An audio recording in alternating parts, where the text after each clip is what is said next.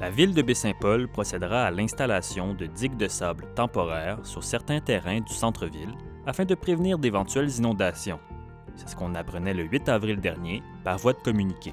Ce qu'il faut savoir, c'est que la ville de Baie-Saint-Paul a lancé des études dans les dernières années afin de mieux connaître ses cours d'eau.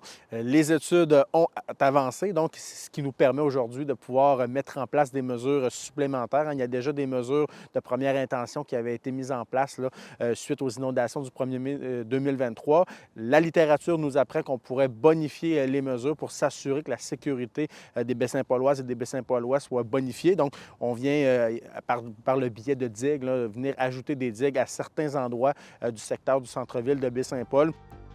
Les propriétaires dont les terrains seraient visés par ces démarches auraient déjà été contactés par la ville et seront conviés le 14 avril prochain à une rencontre d'information à l'Hôtel de Ville.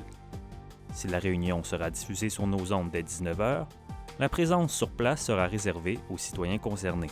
On va expliquer en fait avec des spécialistes qu'est-ce qu'on va faire comme travaux. Et comme il y a certains endroits où c'est des terrains privés, bien, on se doit d'avoir l'autorisation des propriétaires. Donc, ces derniers devront donner l'autorisation à la ville d'accéder à la propriété. Pour le maire pilote, il en revient au devoir de la ville d'assurer la sécurité de ses concitoyens, un devoir que ces interventions préventives serviront. C'est clair que nous, notre rôle, c'est d'assurer la sécurité des gens, d'assurer la sécurité du patrimoine bâti. Donc, lorsque la littérature nous vient nous témoigner que si on y va avec l'ajout de telles mesures, qu'on vient bonifier la sécurité, c'est clair comme titulaire de charge publique qu'on veut la sécurité des gens. Donc, on va de l'avant avec ces mesures, des mesures qui seront mises en place au courant des prochaines semaines. Le tout devra se faire là, en avril ou début mai. Il n'y a pas rien à paniquer. C'est pas puisqu'on le fait là pour dire qu'on a peur du printemps. C'est vraiment comme les mesures, on vient d'avoir les données et on nous dit que c'est applicable pour le printemps. Donc, ça va être en application rapidement.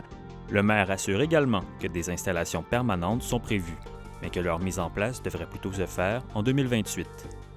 Les digues temporaires de sable devraient donc également servir pour le printemps 2027.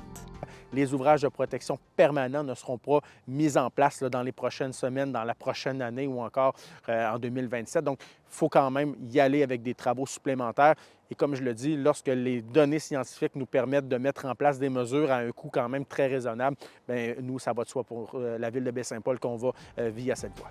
D'ici là, Michael Pilote assure que la Ville est prête à poser toutes les actions nécessaires pour assurer la sécurité de ses citoyennes et citoyens d'ici la construction des installations permanentes.